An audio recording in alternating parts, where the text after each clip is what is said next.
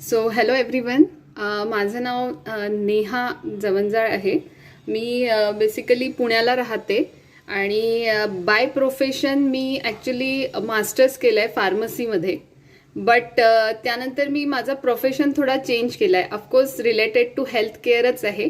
But now I am working as a wellness coach. So me basically एक wellness enthusiast आहे. मी health related भरपूर काम करते आणि माझं सध्याचं जे वर्क आहे ते हेल्थ रिलेटेड आहे आणि मी त्यासोबतच योगा ट्रेनर आहे. सो म्हणजे ॲक्च्युली हेल्थ रिलेटेडच, हो ना. सो मी एक माझी शॉर्टमध्ये स्टोरी सांगते की मी का म्हणते की मी एक वेलनेस इन्थुझियास्ट आहे. सो मी लहानपणापासून एक ऑब्झर्व केलं आहे किंवा मी सफर केलं आहे की मला ॲलर्जिक प्रॉब्लेम होता. सो माझी जी इम्युनिटी आहे ती ॲलर्जिक जे सिम्पटम्स होते त्याला सपोर्ट नव्हती करत. सो त्यामुळे मला नेहमी व्हायरल किंवा सर्दी, कफ हे सगळे प्रॉब्लेम सुरू राहायचे. त्यामुळे बरेचदा असं व्हायचं की मी सगळं एन्जॉय नव्हती करू शकत. पण हां, मी मेडिकेशन भरपूर घेतलं. ऑफकोर्स मेडिकेशन त्यापुरती मला ट्रीट करायचं. ॲलोपॅथिक मेडिसिनला माझी बॉडी रेजिस्ट झाली होती. जरी मी फार्मा प्रोफेशनमध्ये होती तरी मी माझ्यासाठी स्वतःसाठी वर्क नव्हती करू शकत थ्रू मेडिकेशन. सो त्यासाठी जेव्हा मी माझी लाईफस्टाईल चेंज केली, ज्यावेळेला मी बघितलं की आपल्याला कोणत्या न्यूट्रिशनची आवश्यकता आहे आणि आपण नेमकं आपल्या हेल्थवर कसं वर्क करायला हवं, त्यासाठी मला माझ्या मेंटर्सनी गाईड केलं आणि मी माझ्या हेल्थवर पहिले वर्क करायला स्टार्ट केलं. सो त्यातनंच असं झालं की आता मी माझी हेल्थ जी आहे ती कम्प्लिटली स्टेबल केली आहे आणि माझा जो ॲलर्जी प्रॉब्लेम आहे हाही कम्प्लिटली कंट्रोलमध्ये आहे through nutrition, through lifestyle, through exercise. So जी हेल्थ आहे ती पूर्ण मी माझ्या पिलर्सवर बॅलन्स केली आहे आणि तोच माझा आजचा टॉपिक आहे, health pillars. So health pillars काय आहे आणि ते आपल्याला कसे वर्क करतात, कसे सपोर्ट करतात किंवा आपण कसं हेल्दी राहू शकतो त्याबद्दल आज आपण थोडं डिस्कस करूया. जर तुम्हाला काही प्रॉब्लेम्स किंवा काही डिस्कस करायचं असेल, क्युरीज असतील तर तुम्ही नक्कीच कमेंट्समध्ये टाका. मी ट्राय करेल पूर्ण आन्सर करण्याचा. सो ही माझी शॉर्टमध्ये एक स्टोरी होती की कसं मी एक वेलनेस इन्थुझियास्ट म्हणून वर्क केलं. सो आता आपण बोलूया की काय म्हणजे हेल्थ पिलर्स काय आहेत. सो जनरली तुम्हाला काय वाटतं हेल्थ पिलर्स काय आहे, काय असायला हवे, हो ना. तुम्ही कमेंट्समध्ये टाकू शकता. सो हेल्थ पिलर्स बेसिकली मी काही 5 इम्पॉर्टंट हेल्थ पिलर्स बोलेल की ह्या हेल्थ पिलर्स हे इंटरलिंक आहेत आणि याच्यावरच आपली हेल्थ, आपलं लाईफ कम्प्लिटली डिपेंड आहे. सो ते health pillars mostly are exercise, diet, nutrition, stress management and of course sleep pattern. हे जे 5 हेल्थ पिलर्स मी सांगते त्यातला एकही पिलर जर इम्बॅलन्स होत असेल तर तुमची हेल्थ सफर करणार. ती कशी? कारण हे सगळे हेल्थ पिलर्स आहे हे कम्प्लिटली डिपेंडंट आहेत. जर तुम्ही फूड मेंटेन करायला जाताय तरच तुमचं न्यूट्रिशन मेंटेन होईल, हो ना. आणि जर तुम्ही प्रॉपरली एक्सरसाइज, वर्कआउट नाही करत आहात तरी तुमची हेल्थ इम्बॅलन्स होऊ शकते, हो ना. सो ते कसे एकमेकांना सपोर्ट करतात, कसे ते एकमेकांना घेऊन आपल्या हेल्थला इम्प्रूव्ह करतात, तर ते आज आपण थोडक्यात बघूया. आत्ताच आपण एक योगाचाही लाईव्ह सेशन बघितला जो खूप छान होता. सो तोही तुम्हाला हेल्प करेलच एक्सरसाइज पिलर्सवर वर्क करताना. सो पहिला पिलर आपण बघूया, एक्सरसाइज. सो एक्सरसाइज काय आहे? जनरली सगळ्यांना वाटतं की मी वॉकिंग करते, मी घरातले कामं करते आहे, सो मी हेल्दी आहे, माझं भरपूर मला बॉडीला मूवमेंट मिळते आणि मी हेल्दी आहे. पण हे चुकीचं आहे. तुम्हाला ज्या वेळेला एखादी डिसीज कंडिशन क्रिएट होते त्यावेळेला तुम्हाला जाग येतो की माझी हेल्थ चांगली नाही आहे. तोपर्यंत आपण कधीच लक्ष देत नाही या सगळ्या गोष्टींकडे, हो ना. आणि त्यासोबतच काय होतं की एक्सरसाइज म्हटलं की आपण थोडंफार करतोय की एक्सेसिव्ह कोणी वर्कआउट करतंय आणि कसं करतंय, पण त्या एक्सरसाइजला सपोर्ट करण्यासाठी तितकंच अमाऊंटमध्ये डाएट, न्यूट्रिशन असणंही आवश्यक आहे. सो एक्सरसाइज जर म्हणत आहोत आपण तर काय काय आपण करायला हवं. सो ऑफकोर्स योगा एक आहे, देन कार्डिओ वर्कआउट करू शकता तुम्ही, झुंबा किंवा आपण म्हणू की स्ट्रेंथ ट्रेनिंग, वेट ट्रेनिंग. तर हे एक्झरसाइज काय आहेत? एक्झरसाइज 2 टाईप्सचे असतात, स्ट्रक्चरल, नॉन स्ट्रक्चरल. सो आपण जर हे वर्कआउट केलेत, योगा, कार्डिओ, झुंबा और स्ट्रेंथ ट्रेनिंग, वेट ट्रेनिंग, तर हे काय झालेत, हे आपले जे स्ट्रक्चरल एक्झरसाइज आहेत ते झाल्या. आणि नॉन स्ट्रक्चरलमध्ये जे आपलं वॉकिंग आहे किंवा ज्या घरातले आपण जे काही कामं करतो आहोत, हे सगळे नॉन स्ट्रक्चरलमध्ये आले. आणि दोन्हीही इम्पॉर्टंट आहे, कारण तुम्ही दिवसभरात तुमच्या बॉडीला किती मुवमेंट देत आहात हेही तितकंच इम्पॉर्टंट आहे. आणि तुम्ही सकाळी उठून काही व्यायाम करत आहात का हेही तितकंच इम्पॉर्टंट आहे. आता हे प्रत्येक पिलर्स जे आहे हे एकमेकांसोबत कसे इंटरलिंक आहेत, तर जर आपण एक्झरसाइज करत आहोत तर त्यासोबतच प्रॉपर न्यूट्रिशन असणं आवश्यक आहे, तरच आपली हेल्थ इम्प्रूव्ह होईल. नाहीतर एक्झरसाइजचा तुम्हाला बेनिफिट होणार नाही, उलट आपली जी हेल्थ आहे ही अजून डॅमेज व्हायला लागेल. त्यासाठी तेवढंच न्यूट्रिशन, डाएट प्रॉपर असणं आवश्यक आहे, प्लस त्याच्यासोबत झोप नीट घेणं आवश्यक आहे. आणि आपला एक्झरसाइज आपल्याला काय सपोर्ट करतो, एक्झरसाइज आपल्याला फ्रेश ठेवतो, आपलं जे ब्लड सर्क्युलेशन आहे ते इम्प्रूव्ह करतो, आपला जो हार्ट रेट आहे त्याला बॅलन्स करतो, आपलं ब्रीदिंग इम्प्रूव्ह करतो. सो हे बरेचसे फॅक्टर्स आहे की ज्यामुळे आपण बऱ्याचशा डिसीज कंडिशनलाही आपण टॅकल करू शकतो. आणि त्यामुळेच एक्झरसाइज हा इम्पॉर्टंट हेल्थ पिलर. ठीक आहे.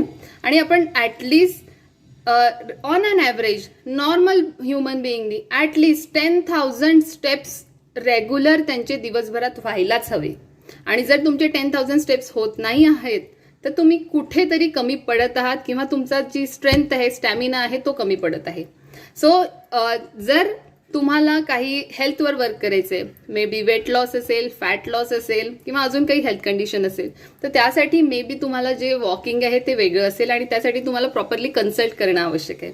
आणि तेच जे कन्सल्टेशन आहे हे प्रॉपर गायडन्समध्ये होणंही तेवढंच आवश्यक आहे.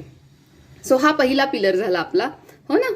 सो आपण एक्झरसाइजचं जे आत्ता शॉर्टमध्ये जे बघितलं आहे ते कसं आपल्याला हेल्प करतं, जे आपली जी हेल्थ आहे ती कशी आपल्याला बॅलन्स करायला हेल्प करत आहे.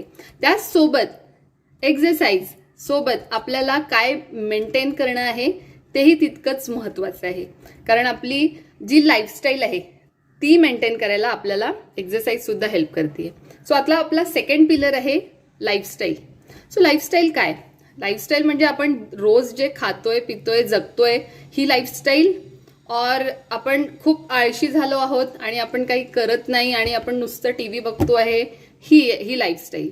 सो लाईफस्टाईल म्हणजे आजकाल जे क्रिएट झालं आहे की जो स्ट्रेस आहे, आपण आपल्या ज्या फूड हॅबिट्स आहेत त्या चेंज झाल्या आहे, आपलं वर्किंग पॅटर्न चेंज झालं आहे, शिफ्टमध्ये कामं असतात बऱ्याच जणांना, आणि ह्याचाच जो इफेक्ट आहे तो आपल्या हेल्थवर व्हायला लागतो.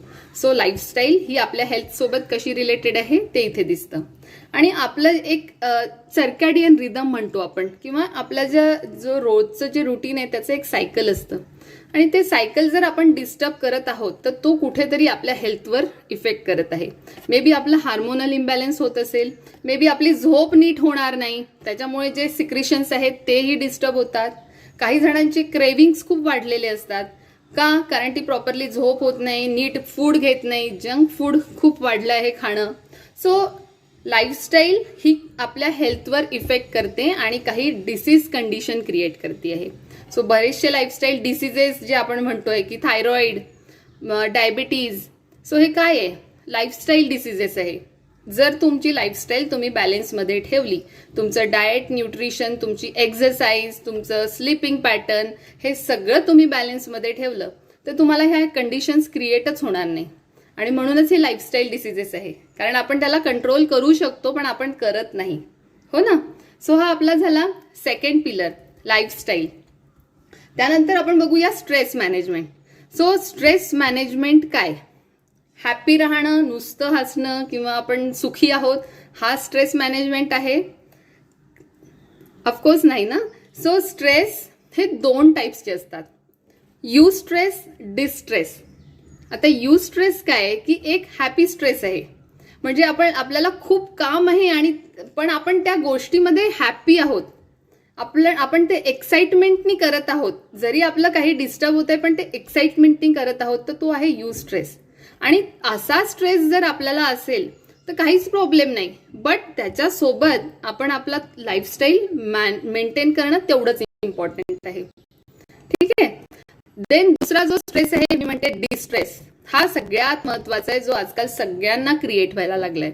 आणि याच डिस्ट्रेसमुळे, स्ट्रेसमुळे बऱ्याच जणांना लाईफस्टाईल डिसऑर्डर्स क्रिएट होतात आहे आणि बऱ्याच जणांची जी हेल्थ आहे ही डाऊन होतीये. आणि हेल्थ ही डाऊन होते हे कधी कळतं, ज्यावेळेला आपल्याला काही डिसीज कंडिशन क्रिएट होते. सो स्ट्रेस मॅनेजमेंट हे तेवढंच इम्पॉर्टंट, कारण स्ट्रेस जर मॅनेज होत नसेल तर आपली स्लीप डिस्टर्ब होणार आहे, आपले हार्मोन सिक्रिशन्स डिस्टर्ब होणार आहे, आपलं जे काही फूड आहे आपण ते प्रॉपरली घेत नाही आहोत. सो ऑफकोर्स स्ट्रेस हा बाकी पिलर्सवर पण इफेक्ट करत आहे. सो जी हेल्थ आहे ती कशी डिस्टर्ब करत आहेत पिलर्स ते लक्षात येतं, हो ना. सो यानंतर महत्वाचे 2 पिलर्स, डाएट आणि न्यूट्रिशन. मी हे 2 पिलर्स लास्टमध्ये का घेते आणि हे दोन्ही पिलर्स मी सोबत सांगणार आहे. सो जनरली कन्सेप्ट काय असतो की मी घरचं फूड खाते, सो ते हेल्दी आहे आणि मी प्रॉपरली जेवते आहे, सो मी प्रॉपरली डाएट घेते आहे आणि त्यामुळे मी हेल्दी आहे. हा जर डाएटचा कन्सेप्ट आहे तर तो खूप चुकीचा आहे. डाएट काय म्हणजे रोज भाजी पोळीच खाणं किंवा वरण भातच खाणं, ह्याला डाएट म्हणायचं आपण, की जे कंपोजिशन आहे आपल्या ताटातलं ते प्रॉपरली असणं हे डाएट, हो ना. कारण आपण फूड खातो, ऑफकोर्स हेल्दी खातो, बट किती कॉम्बिनेशनमध्ये काय असायला हवं ह्याच्याकडे आपण लक्षच देत नाही, हो ना. आणि त्यामुळे पण काय होतं की जर आपण प्रॉपरली ह्या गोष्टीकडेच लक्ष दिलं नाही तर मग आपलं जे न्यूट्रिशन लेवल आहे ती घटते. कारण जे जेवण करत आहोत, जे फूड आपण खात आहोत त्यातनंच आपल्याला न्यूट्रिशन मिळत आहे आणि त्यावरच आपली लाईफस्टाईल बॅलन्स होते आहे किंवा आपलं जे बॉडीचे ऑर्गन्स आहे ते वर्क करत आहेत, हो ना. सो त्यासाठी मी डाएट आणि न्यूट्रिशन हे दोन्ही फॅक्टर्स सोबत सांगते आहे की हे दोन्ही पिलर्स कसे महत्वाचे आहेत आणि का. जसं डाएट सोबत न्यूट्रिशन. आता न्यूट्रिशन आपल्याला काय करतं किंवा न्यूट्रिशन कसं असतं, you are what you eat, म्हणजे आपण जे खातोय ते आपण आहोत, तर आपण ते कसे आहोत, हो ना. सो जी आपली ग्रोथ आहे, जी डेव्हलपमेंट आहे, जी आपली एनर्जी लेवल आहे, जी आपली मेंटल स्टेबिलिटी आहे, ह्या सगळ्यांसाठी डाएट महत्वाचं आहे, हो ना. आणि त्या सगळ्यांसाठी न्यूट्रिशन पण महत्वाचं आहे. तर जे न्यूट्रिशन आपल्याला मिळत आहे तेच न्यूट्रिशन आपल्याला हेल्प करतं या सगळ्या गोष्टींमध्ये. आता न्यूट्रिशन काय आहे. सो न्यूट्रिशन हे आपण डिवाइड करूया 2 टाईप्समध्ये. म्हणजे जे फूडमधनं आपल्याला रोज घेत आहोत आपण, मिळत आहे ते काय आहे, त्याच्यामध्ये जे न्यूट्रियंट्स असतात ते काय आहे. सो मॅक्रो न्यूट्रियंट्स आणि मायक्रो न्यूट्रियंट्स हे 2 महत्वाचे न्यूट्रियंट्स आहेत, मोठे. सो मायक्रो जर आपण बघितलं तर त्याच्यामध्ये येतात विटॅमिन्स, मिनरल्स. त्यातले मे बी काही वॉटर सोल्युबल विटॅमिन्स, काही फॅट सोल्युबल विटॅमिन्स, मिनरल्स बरेचशा टाईपचे. सो हे जे न्यूट्रिशन आहे हे झालं मायक्रो, कारण ते खूप कमी अमाऊंटमध्ये लागतात, मायक्रो क्वांटिटीमध्ये लागतात, पण ते रोज हवेत. असं नाही की आज आपण घेतलं नाही तर ते नीड फुलफिल होते किंवा आपल्या बॉडीमध्ये स्टोअर राहतात. एक दिवस खायचं आणि आपण महिनाभर नाही खाल्लं तरी चालेल, असं नसतं. मायक्रो क्वांटिटी आहे तरीही ती तेवढीच महत्वाची आहे. आणि दुसरी आहे मॅक्रो. मॅक्रो ही जास्त अमाऊंटमध्ये आहे, हो ना.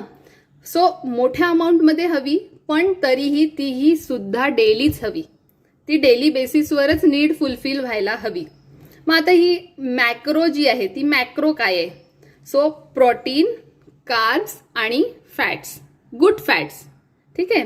प्रोटीन, कार्बोहायड्रेट्स आणि फॅट, गुड फॅट. सो हे जे आहेत हे मॅक्रो. तर आता याचं जे कॉम्बिनेशन आहे हे कसं असायला हवं. मी म्हणेल की 70:20:10, म्हणजे आपल्याला ॲटलिस्ट 60 to 70% प्रोटीन डाएटमधनं मिळणं आवश्यक आहे, जे आपल्या बॉडीचं कंपोजिशन असेल त्याप्रमाणे. आता प्रोटीन रिक्वायरमेंट आपण कशी सांगणार. So protein 1 gram per kg of body weight इतकं प्रोटीन आपल्याला रोज मिळायला हवं. आपण तितक्या अमाऊंटमध्ये आपल्या डाएटमधनं घेतो का हे बघणं तितकंच आवश्यक आहे. खरंच आपण तितक्या अमाऊंटमध्ये ते प्रोटीन्स घेत आहोत की आपल्याला ते कमी पडत आहे आणि त्यामुळेच मे बी काही हेल्थ कंडिशन क्रिएट होत आहे, हे पण आपल्याला बघणं तितकंच आवश्यक आहे. सो प्रोटीन, कार्ब्स आपल्याला हवे, एनर्जी क्रिएशन कार्ब्समधनं होते.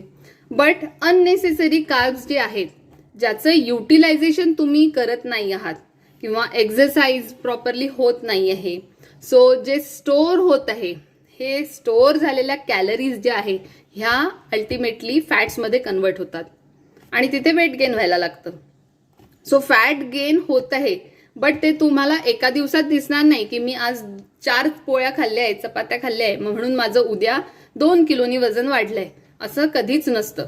सो जो कॅलरी तुम्ही युटिलाइज करत नाही आहात त्या ग्रॅज्युअली हळूहळू स्टोअर होत राहतात, म्हणून तुमचं वेटही ग्रॅज्युअली वाढत जातं आणि जेव्हा ते तुम्हाला अनावर होतंय, जेव्हा ते तुम्हाला वाटतंय की आता हे आपलं वेट गेन खूप जास्त झालंय, आपल्याला आपले कपडे टाईट होतात आहे, त्यावेळेला कळतं की आपलं वेट गेन झालं.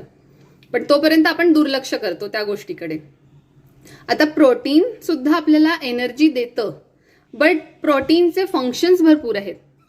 म्हणजे प्रोटीन आपल्या हार्मोन्स फॉर्मेशनला हवे, ब्लड फॉर्मेशनला हवे, इवन आपल्या हेअर टू नेल, पायाच्या नखापर्यंत ईच अँड एव्हरी सेल जो आहे ह्याला प्रोटीन हवं. इतक्या अमाऊंटमध्ये प्रोटीनची रिक्वायरमेंट असताना आपण कमी अमाऊंटमध्ये प्रोटीन घेतो. बऱ्याच जणांच्या जेवणामध्ये ॲटलिस्ट रोज डाळ सुद्धा नसते आणि तितक्या किती अमाऊंटमध्ये आपण प्रोटीन घ्यायला हवं हे सुद्धा माहीत नसतं, हो ना. सो इथे काय झालंय की प्रोटीन हे आपल्याला आवश्यक असताना सुद्धा आपण घेत नाही, कारण आपल्याला ते आवडत नाही किंवा आपल्याला त्याची नीडच माहीत नाही, सो आपण दुर्लक्ष करतो.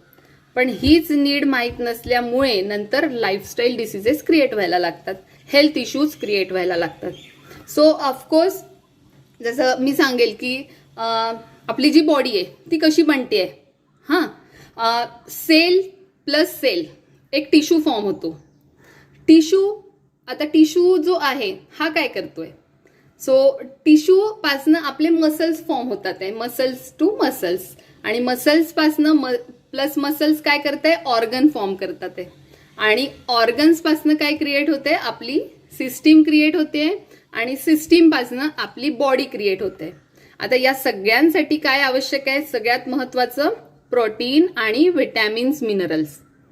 ईच अँड एव्हरी ऑर्गनच्या फंक्शनिंगला विटॅमिन्स, मिनरल्स तितकेच आवश्यक आहे आणि तोच न्यूट्रिशनल गॅप राहिल्यामुळे आपल्याला डिसीज कंडिशन क्रिएट व्हायला लागतात. आता या फूडला आपण बॅलेन्स करत नाही किंवा आपण तितक्या अमाऊंटमध्ये न्यूट्रिशन घेत नाही तर काय होतंय, मग लाईफस्टाईल डिसीजेस क्रिएट होतात आहे. म्हणजे आपण काय केलंय की आपला जे महत्वाचे 2 हेल्थ पिलर्स आहे त्याला इम्बॅलेन्स केलंय आणि त्यामुळे लाईफस्टाईल डिसीजेस क्रिएट व्हायला लागले. तर हा जो न्यूट्रिशनल गॅप असतो हा तुम्हाला फुलफिल करणं तेवढंच आवश्यक आहे. आणि बरेचदा असं होतं की आपल्याला त्याचा अवेअरनेस नसतो किंवा आपल्याला त्याची माहिती नसते आणि आपण मग तिथे ते बॅलेन्स करत नाही. सो आता जर ते बॅलेन्स केलं नाही आणि डिसीज कंडिशन क्रिएट व्हायला लागल्या तर हळूहळू आपण आपल्या बॉडीला डॅमेज करत आहोत. सो बॉडी कशी डॅमेज होते, सो इथे मी एक ओव्हरऑल बॉडीसाठी किंवा ओव्हरऑल जे हेल्थ पिलर्स आहे ह्याच्यासाठी एक सांगेल की इथे एक फ्री रॅडिकल डॅमेज असतो. फ्री रॅडिकल डॅमेज म्हणजे बॉडीमध्ये ऑक्सिडेशन होत आहे आणि हा फ्री रॅडिकल डॅमेज तुमच्या बॉडीमध्ये तुमच्या ऑर्गन्सवर इफेक्ट करेल, तुमच्या हार्मोन्सवर इफेक्ट करेल, तुमच्या ब्लड सेल्सवर इफेक्ट करेल, इवन तुमच्या ज्या स्ट्रेंथवर, बॉडी स्ट्रेंथवरही इफेक्ट करेल आणि ते तुम्हाला कळणारही नाही. पण ते कधी कळेल, जेव्हा कंडिशन वाढेल, हेल्थ कंडिशन जी आपली इम्प्रूव्ह न होता डाऊन जाईल त्यावेळेला ते आपल्याला कळेल. पण आता जो हा फ्री रॅडिकल डॅमेज आहे, जसं एक एक्झाम्पल सांगते मी की आत्ताचा महत्वाचा घटक म्हणजे कोविड सिच्युएशन. सो कोविड सिच्युएशनमध्ये काय होते, बरेचशा डेथ होतात आहे किंवा बऱ्याच जणांची हेल्थ डाऊन जाते. मे बी कोणाला कोविड इन्फेक्शन झालंय तर त्यांना रिकव्हरीला त्रास होतो आहे, फटिगनेस येतो आहे, हेल्थ डाऊन होतीये नंतरही. का होतीये, कारण त्यांची इम्युनिटी स्ट्रॉंग नाहीये. सो इथेच हे आपले जे सगळे हेल्थ पिलर्स आहे ते आपल्या इम्युनिटीसाठी इम्पॉर्टंट आहे आणि आपण तेच सगळे बॅलन्स करायला इथे विसरतो, हो ना. सो आता इम्युनिटी डाऊन असल्यामुळे व्हायरस इन्फेक्शन क्रिएट होत आहे, व्हायरस आपल्या बॉडीवर इफेक्ट करत आहे, आपली हेल्थ डाऊन होती आहे. त्यावेळेला त्याला टॅकल करायला जर आपले इम्युन सिस्टीम स्ट्रॉंग असेल तर ॲटलिस्ट जे इन्फेक्शन होत आहे त्यातनं आपण लवकर रिकवर होऊ, प्लस आपली इम्युनिटी जी काही ट्रीटमेंट आहे कोविडची त्यालाही सपोर्ट करेल. कारण वॅक्सिनेशन ही काही एक लाईफ लॉंग ट्रीटमेंट नाही आहे आणि कोविड हा अजून पूर्ण गेलेला नाही आहे. त्यामुळे तुम्हाला डेली बेसिसवर तुमची इम्युनिटी मेंटेन करणं तेवढंच आवश्यक आहे आणि त्यासोबतच प्रॉपर डाएट न्यूट्रिशन घेणं तितकंच आवश्यक आहे.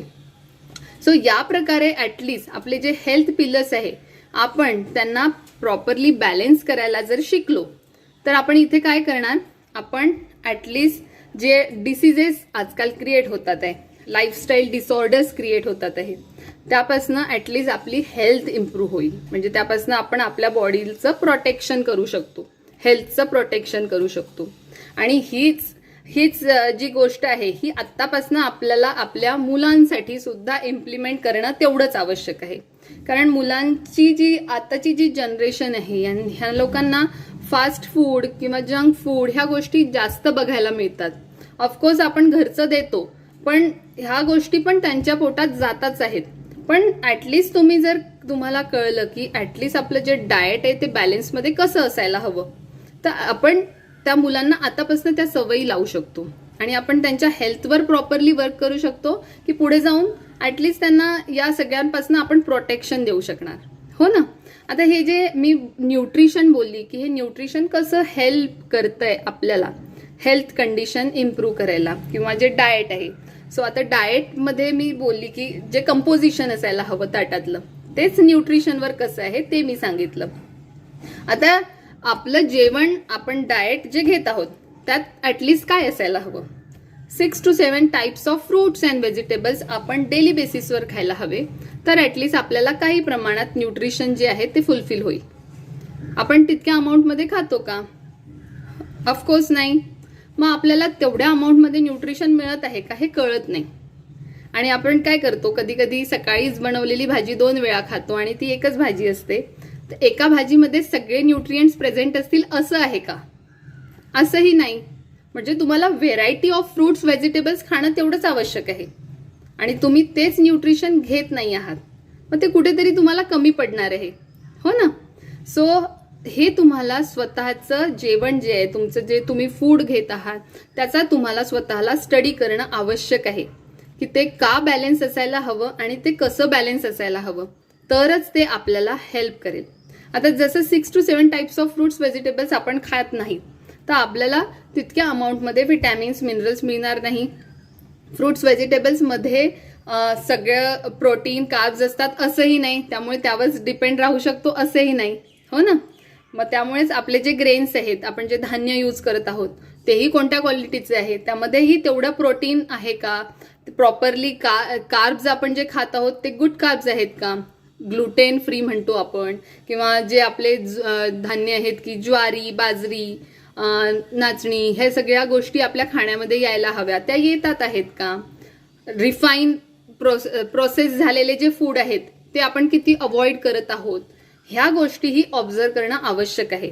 आणि त्याला असं मी म्हणत नाही की आपण कधीच खायला नको, मे बी ते कधीतरी आपल्या खाण्यात येत असतील, बट त्याच्यासोबत जर प्रॉपर अमाऊंटमध्ये न्यूट्रिशन असेल तुमच्या बॉडीमध्ये तर तुम्हाला त्या गोष्टींचा त्रास होणार नाही.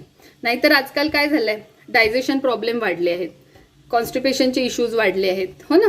कशामुळे? कारण प्रॉपरली तुम्ही फूड घेत नाही. फ्रूट्स व्हेजिटेबल्समधनं तुम्हाला विटॅमिन्स मिनरल्स मिळतं, त्यासोबत फायबर कंटेंटही मिळतं, जे फायबर तुम्हाला हेल्प करतं तुमचे डायजेस्टिव्ह सिस्टीम प्रॉपर करण्यासाठी, इम्प्रूव्ह करण्यासाठी. जे फूड तुम्ही घेत आहात त्याला प्रॉपरली मेटाबोलाइज करायला हेल्प करत आहे, हो ना.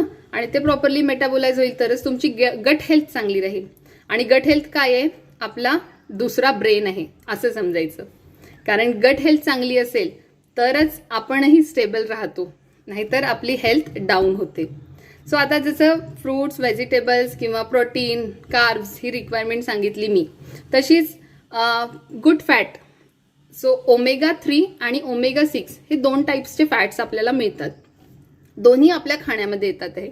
बट बरेचदा काय होतं की ओमेगा 3 ही जी न्यूट्रिशन आहे हे आपल्याला डाएटमधनं आपण खूप कमी प्रमाणात घेतो, कारण फ्लेक्सीड नट्स यातनं आपल्याला ते मिळतं, पण ते डेली बेसिसवर आपण तितक्या अमाऊंटमध्ये खात नाही. सो तिथे ते कुठेतरी आपल्याला कमी पडतंय. मग ते कुठे कमी पडतंय हे बघणं आवश्यक आहे. आपल्या डाएटमध्ये तसे चेंजेस करणं आवश्यक आहे, तरच आपल्याला ते गुड फॅट ओमेगा 3 हे मिळतील. आणि ओमेगा 6 हे आपल्याला व्हेजिटेबल्स ऑइल्समधनं वगैरे मिळतात, पण इथे मी सांगेल की रिफाईन ऑइल वगैरे हे अवॉइड करणं आवश्यक आहे, कारण जेवढं तुम्ही नॅचरल होलिस्टिक वेनी तुमचं फूड मेंटेन करणार तेवढीच तुमची हेल्थ आहे ती मेंटेन होईल. सो हे जे न्यूट्रिशन आता मी सांगते, प्रोटीन, विटॅमिन्स, मिनरल्स, आता हे सगळं आपल्याला मिळणार आहे आपल्या फूडमधनं जे आपण कुक करणार आहोत. सो इथे सगळ्यात मोठा इम्पॉर्टंट फॅक्टर येतो की आपण ते कुकिंग कसं करत आहोत. ऑलरेडी न्यूट्रिशन कमी आहे, कारण खूप आजकाल केमिकल्स, फर्टिलायझर्स यूज होतात फूडवर, आणि ज्याच्यामुळे त्याची न्यूट्रिटिव्ह व्हॅल्यू ही कमी आहे. बट ही जी न्यूट्रिटिव्ह व्हॅल्यू कमी आहे त्याला आपण कुकिंगमध्ये अजून लूज करतो, अजून त्याचा लॉस होतो. तो कसा? कारण आपण जे कुकवेअर यूज करत आहोत, मे बी प्रेशराईज कुकिंग असो किंवा तुम्ही ॲल्युमिनियम जर यूज करत आहात, हो ना, सो यामध्ये काय होतंय की त्याचं लिचिंग होतंय.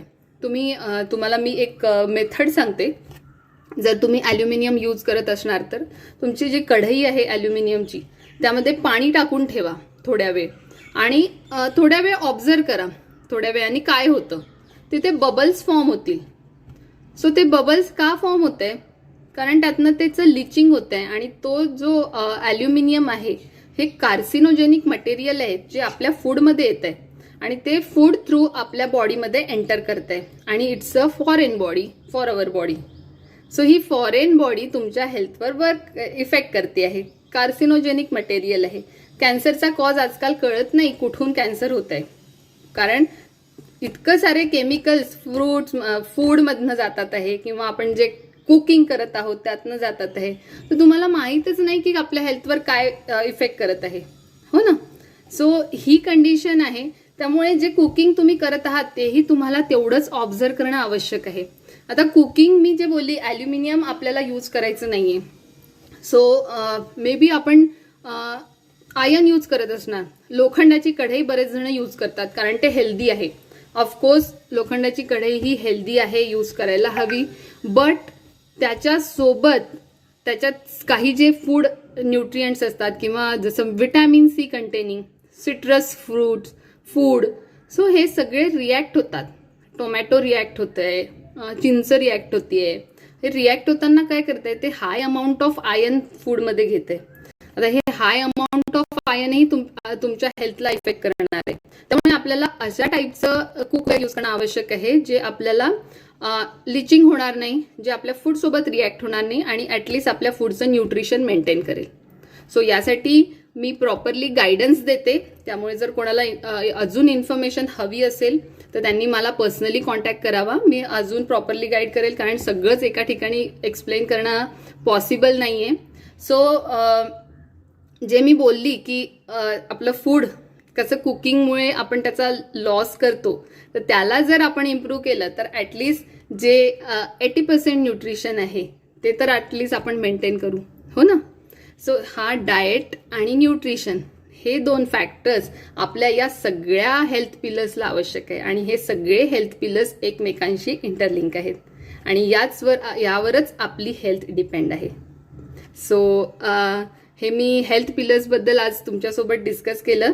थँक्यू उंच माझा झोका टीम, ज्यांनी मला ही अपॉर्च्युनिटी दिली. आणि तुमचे काही डाऊट्स असतील, क्वेश्चन्स असतील तर तुम्ही कमेंट्समध्ये टाकू शकता, मी आन्सर करते.